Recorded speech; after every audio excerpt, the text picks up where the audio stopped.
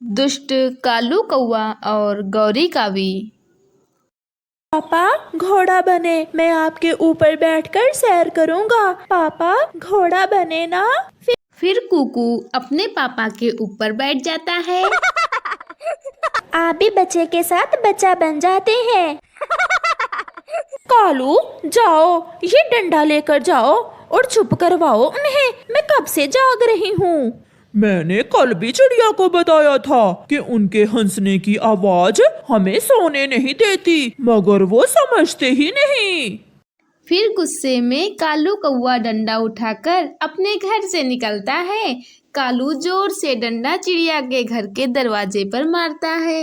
निकलो निकलो बाहर, मैंने तुम्हें कितनी बार समझाया है रात को शोर ना किया करो। ये कौन है? आप रुके, मैं देखती हूँ।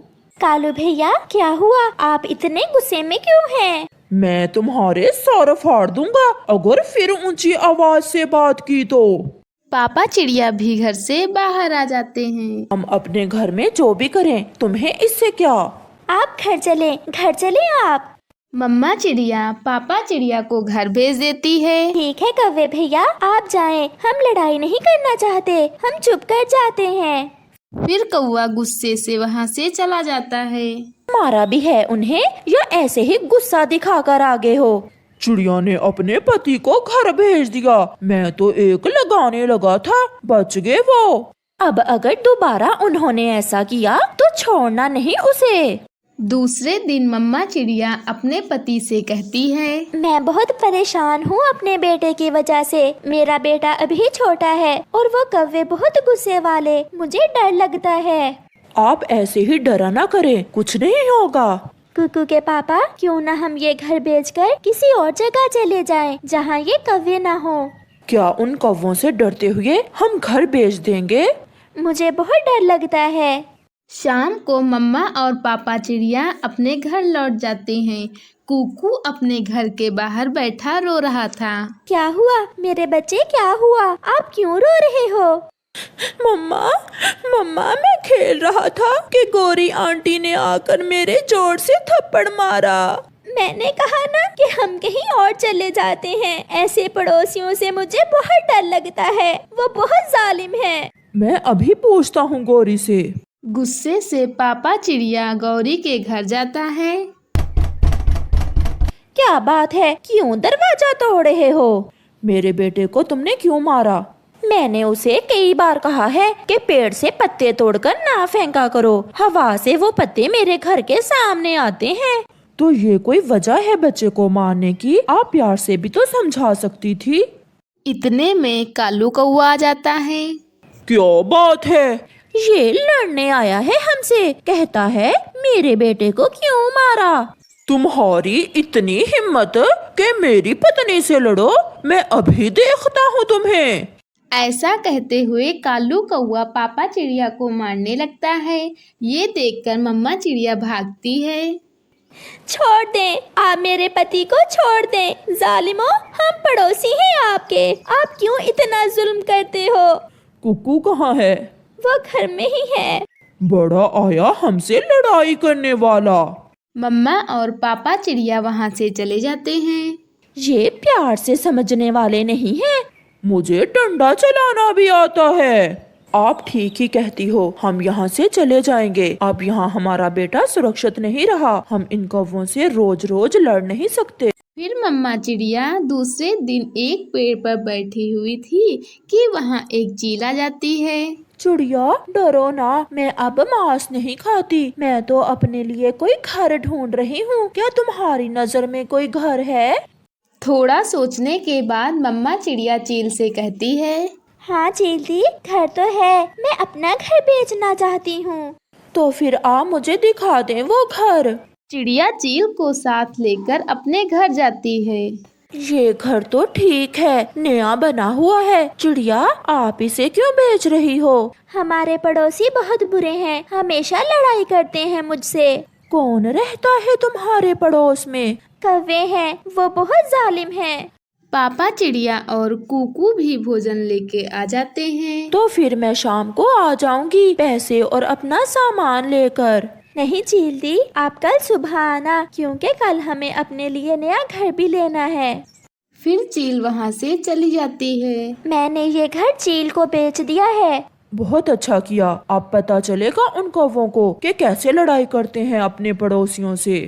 दूसरे दिन चील अपना सामान लेकर आ जाती है। चिड़िया, उसका पति और उसका बेटा भी तैयार बैठे हुए थे। वे चील से अपने घर की कीमत लेकर वहां से चले जाते हैं। चील अपना सामान घर में रखती है। घर तो अच्छा मिल गया, अब जरा म्यूजिक सुन लेती हूँ। चील तेज आवाज में म्यूजिक लगा लेती है। चिड़िया का परिवार भी दूसरे जंगल में घर देखकर खरीद लेता है। नया है ये घर, अच्छे से देख लो। चिड़िया, मैंने अभी पिछले महीने ही बनवाया है। ये घर तो सच में बहुत अच्छा है और नदी भी पास ही है। चिड़िया का परिवार बहुत खुश था, क्योंकि उसकी जान उन कौवों से छूट गई थी। कालू, ये चिड़िया को क्या हुआ है? दोपहर को ही इतनी तेज आवाज में म्यूजिक सुन रही है। डंडा कहाँ है मेरा? मैं अभी देखता हूँ। मैं भी साथ जाती हूँ तुम्हारे। क्या बात है कौवो? चील दी, आप यहाँ कैसे? ये घर मैंने चिड़िया से खरीद लिया है और तुम ये डंडा लेकर क्या करने आए हो यहाँ? कुछ नहीं चील दी, हम पड़ोसी हैं आपके। अगर कोई काम हुआ तो बता देना। दफा हो जाओ यहाँ से, सारा मेरे म्यूजिक का मजा खराब कर दिया। कौवे डरते हुए चले जाते हैं। रात हो जाती है। चील म्यूजिक की आवाज और भी तेज कर देती है। कालू, वो चिड़िया तो हमसे भी 2 हाथ आगे निकली, चील को अपना घर बेच गई। गोरी, वो चिड़िया बहुत अच्छी थी। मैं जाता हूँ, चील दी की विनती करता हूँ कि थोड़ी आवाज कम करे। कौवा जाता है। कौवे, इस समय क्या बात है? चील दी, अगर आप थोड़ी सी म्यूजिक की आवाज कम कर लें तो मेहरबानी होगी आपकी। मैं अभी करती हूँ। अंदर से डंडा लेकर चील आती है और कौवों की अच्छी से पिटाई करती है। मुझे छोड़ दो चील दी, गलती हो गई। जाओ, दफा हो जाओ और याद रखना, मुझे ऊंची आवाज में म्यूजिक लगाकर ही नींद आती है। फिर कुछ दिन बाद कौवा और कावी वो घर छोड़कर एक पुराने घोंसले में रहने लगते हैं। गुड़िया की नई दोस्त। गुड़िया आज स्कूल नहीं जा रही थी, वह रोए जा रही थी। तो उसकी मम्मा उससे कहती है, ये बेटी, आप क्यों स्कूल नहीं जा रही हो? जाओ बेटी, मैं ला दूंगी आपको नया बैग। मम्मा, मम्मा, मेरा टूटा हुआ और फटा पुराना बैग देखकर सब छोटे पक्षी मेरा मजाक उड़ाते हैं। मैं नहीं स्कूल जाऊंगी। बेटी मेरी जान, आपको पता है कि आपके पापा नहीं हैं। जिन बच्चों के पापा न हो उन्हें समाज में ऐसे दुख तो सहना ही पड़ते हैं। मगर आप तो कहती हैं कि मेरे पापा आएंगे जब मैं बड़ी हो जाऊंगी। अब तो मैं बड़ी हो गई हूँ। देखें, इतनी बड़ी तो हो गई हूँ मैं। फिर मेरे पापा मेरे लिए नया बैग लेकर क्यों नहीं आते? गुड़िया बेटी, अभी आप छोटी हो। जब आप और बड़ी हो जाओगी तो फिर आपके पापा आपके लिए नया बैग लेकर आएंगे। गुड़िया की मम्मा हर बार गुड़िया को झूठी तसल्ली दे देती और मासूम गुड़िया अपनी मम्मा की बात मानकर स्कूल चली जाती है। रास्ते में गुड़िया को जग्गू, कावा और कीकी कबूतर मिलते हैं। वह उनके साथ साथ उड़ने लगती है। कीकी, हम थोड़ी देर यहाँ रुक जाते हैं। मैं इस गरीब छोटी चिड़िया के साथ नहीं उड़ सकता। ऐसा कहते हुए जग्गू और कीकी एक पेड़ पर रुक जाते हैं और गुड़िया भी उनके पास बैठ जाती है। आप मुझे साथ क्यों नहीं लेकर जाते हैं? मेरी मम्मा कहती है कि मेरे पापा एक दिन जरूर आएंगे और वो मेरे लिए नया बैग और ढेर सारी चीजें लाएंगे। फिर देखना मैं आपको भी अपनी चीजें दूंगी। ये सुनकर जग्गू और कीकी हंसने लग जाते हैं। पापा कभी नहीं आएंगे क्योंकि मेरी मम्मा ने बताया है कि तुम्हारे पापा मर गए हैं और जो मर जाए वो कभी लौट कर नहीं आते। ये सुनकर गुड़िया रोते हुए वहाँ से चली जाती है। देखो देखो जग्गू, इसका बैग भी फटा हुआ है।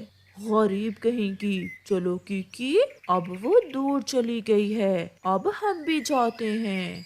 ऐसे जग्गू और कीकी वहाँ से उड़ जाते हैं। गुड़िया, तुम आज फिर पुराना बैग लेकर आई हो। मैंने तुम्हें कल भी कहा था कि अगर नया बैग ना लिया तो स्कूल ना आना। टीचर, मैंने मम्मा से कहा था, मगर मम्मा कहती हैं कि तुम्हारे पापा नया बैग लेकर आएंगे। यही कहा है ना तुम्हारी मम्मा ने। ये सुनकर सब हंसने लगते हैं।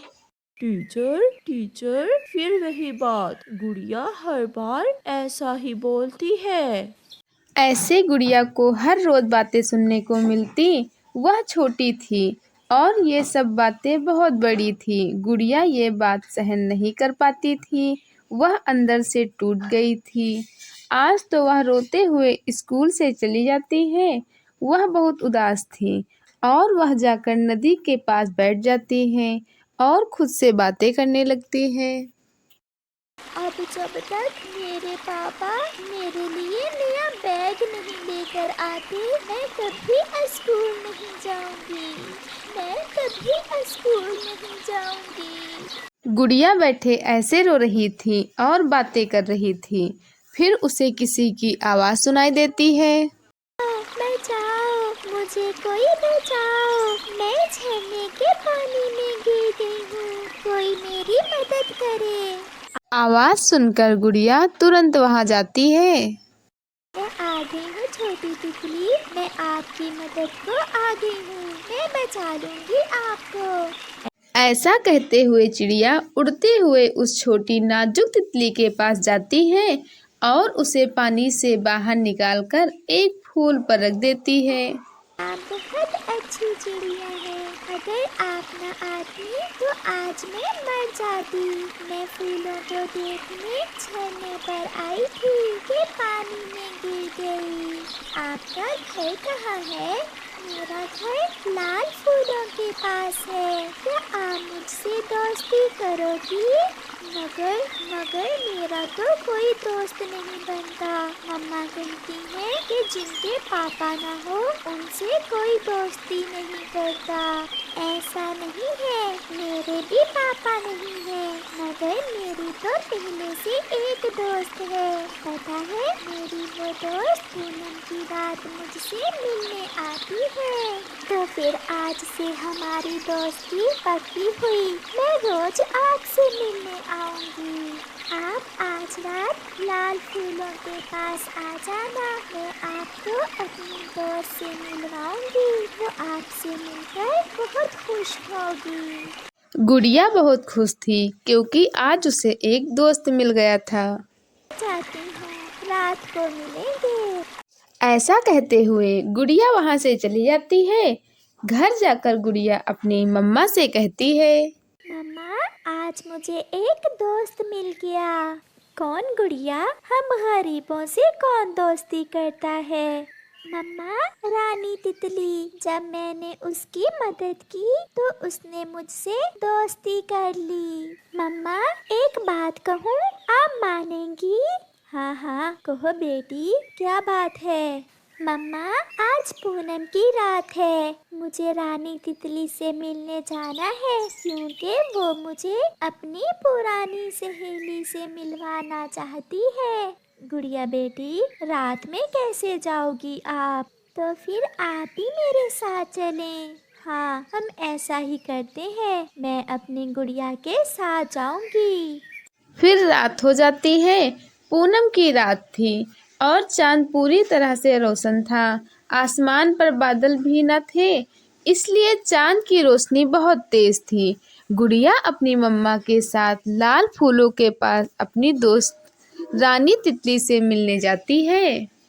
आ गई आप, मैं आपका ही इंतजार कर रही थी। हाँ, मैं आ गई। ये मेरी मम्मा है, ये भी आपकी सहेली से मिलने आई है। मेरी सहेली भी आने ही वाली होगी। अभी रानी ने ऐसा कहा ही था कि चांद में से एक सुंदर परी आती है, जो बहुत तेजी से उनकी तरफ बढ़ रही थी। बहुत इंतजार किया रानी, मैंने पूनम की रात का बहुत इंतजार किया। मैं आपसे मिलने को बहुत बेचैन थी। नीलम परी, ये हमारी नई दोस्त है गुड़िया, और ये इनकी मम्मा है। मुझे आपसे मिलकर बहुत खुशी हुई। मेरी तरह गुड़िया के पापा भी गुड़िया को छोड़कर चले गए हैं, और इससे भी कोई दोस्ती नहीं करता था। मुझे सब पता चल गया है गुड़िया, मुझे ये भी पता चल गया है कि कल आप झरने पर क्यों आई थी। क्या गुड़िया, कल आप स्कूल जाने की बजाय झरने पर आ गई थी? ये सुनकर गुड़िया अपनी मम्मा से डर जाती है। इसमें गुड़िया का कोई दोष नहीं था, वो सब इसे बहुत तंग कर रहे थे। गुड़िया, कैसी लगी मेरी सहेली? बहुत अच्छी और बहुत सुंदर। आपकी सहेली बहुत सुंदर है। फिर नीलम परी अपनी जादू की छड़ी से उन्हें मीठे मीठे फल खाने को देती है। ये सब देखकर मम्मा चिड़िया तो बहुत हैरान हो रही थी। वे सब फल खा लेते हैं। गुड़िया, क्या आप अगली पूनम की रात मुझे मिलने आओगी? हाँ, मैं आपसे हर पूनम की रात मिलने आया करूँगी। माँ जी, ये एक जादुई पेड़ है, आप इसे अपने आंगन में लगा लें, ये आपकी मदद करेगा। अब मैं जाती हूँ। रानी और गुड़िया, हम फिर मिलेंगे। ऐसा कहते हुए नीलम परी वहां से चली जाती है। चिड़िया और उसकी मम्मा भी घर वापस आकर उस छोटे पेड़ को आंगन में लगा देती है। गुड़िया, ये जादुई पेड़ न जाने हमारी कैसे मदद करेगा। मम्मा, मैं तो सबसे पहले इस जादुई पेड़ से नया बैग लूंगी। ये सुनकर मम्मा चिड़िया हंसने लगती है और वो दोनों माँ बेटी घर जाकर सो जाती हैं। सुबह हो जाती है। गुड़िया आंगन में खड़ी शोर मचा रही थी। मम्मा, मम्मा, जल्दी आइए मम्मा। गुड़िया की मम्मा भी वहां आ जाती है। वह छोटा पेड़ तो रातों रात बड़ा हो गया था और उस पर ढेर सारे बैग लगे हुए थे। मम्मा, मुझे तो अपनी आंखों पर विश्वास नहीं हो रहा। गुड़िया बेटी, कहीं ये सपना तो नहीं है? फिर गुड़िया उस पेड़ से अपनी पसंद का बैग उतार लेती है और वो पेड़ गुड़िया से कहता है, अब आप मुझसे अपनी पसंद की हर चीज ले सकती हो, मैं हमेशा आपके साथ रहूंगा। ऐसे गुड़िया और उसकी मम्मा खुशी खुशी रहने लगते हैं। चिड़िया की लिपस्टिक की खेती। टुनटुनी छोटे से घोंसले में रहने वाली गरीब चिड़िया थी। वह लाल मिर्च की खेतों में काम करती थी और कमाए हुए पैसों से खुद की और बीमार माँ की जरूरतें पूरी करती थी। मैं जा रही हूँ काम पर, ख्याल रखना अपना। शाम को लौटते समय मैं आपकी दवाइयाँ लेकर आऊंगी। ऐसा कहते हुए टुनटुनी काम पर चली जाती है। वहाँ से टुनटुनी चिड़िया पेड़ों को पानी देती है और जो मिर्चियाँ अच्छे से लाल हो जाती हैं, उन्हें तोड़कर टोकरी में भरती है। मुझे शाम को थोड़े पैसे चाहिए, माँ के लिए दवाइयाँ खरीदनी है। ठीक है टुनटुनी, शाम को घर लौटने से पहले एक बार मुझे याद करना, मैं तुम्हें पैसे दे दूंगी। उस खेत की मालकिन बबली कबूतरी एक बहुत ही अच्छी कबूतरी थी। वह ढेर सारा मेकअप और लाल लिपस्टिक लगाकर रहती थी। टुनटुनी चिड़िया को उसकी लाल लिपस्टिक देखकर हर बार हैरानी होती थी। वह इस बार अपनी मैडम से पूछ ही लेती है। मैडम जी, क्या मैं आपसे एक सवाल पूछ सकती हूँ? आपके होठ इतने लाल कैसे रहते हैं हमेशा? क्या आप ढेर सारे सेब खाती हो? मेरे होठ सेब खाने की वजह से लाल नहीं होते हैं, वो मैं लिपस्टिक लगाती हूँ इसलिए लाल होते हैं बेटा। ऐसा कहते हुए वह टुनटुनी चिड़िया को अपने बैग से लिपस्टिक निकाल कर देती है। तुम रख लो बेटा, और सिर्फ खास मौकों पर ही लगाना, ये बहुत महंगी होती है इसलिए कह रही हूँ। ठीक है मैडम जी। इतना कहकर टुनटुनी चिड़िया उस लिपस्टिक को अपने पास रख लेती है और काम पर लग जाती है। शाम को टुनटुनी चिड़िया दवाइयाँ लेकर घर लौटती है और माँ को लिपस्टिक दिखाकर खुश होने लगती है। तब उसकी माँ उससे कहती है, तुम्हारे नाना जी दुनिया के हर देश में घूमकर कपड़ों का व्यापार करते थे। उन्हें किसी ने ऐसे ही मजाक में कुछ बीज दिए थे और कहा था उन बीजों से लिपस्टिक की खेती कर सकते हैं, और तुम्हारे नाना जी ने वो बीज मुझे लाकर दिए थे। माँ, क्या आपने उन बीजों से खेती की थी? क्या सच में लिपस्टिक के पेड़ लगे थे माँ? नहीं बेटा, वो बीज अभी मेरे पास ही हैं। नाना जी की याद में मैंने संभाल कर रखे थे, वो उस काले डब्बे में रखे हुए हैं। माँ के सोने के बाद टुनटुनी चिड़िया उन बीजों को ले जाकर घर के पीछे बगीचे में लगा देती है और हर रोज पानी डालती है। फिर थोड़े दिन बाद लिपस्टिक के पेड़ धीरे धीरे उग रहे हैं और दूसरी तरफ बबली के खेत में हर रोज मिर्चियाँ चोरी हो रही थी। माँ, आप एक बार मेरे साथ आकर देखो।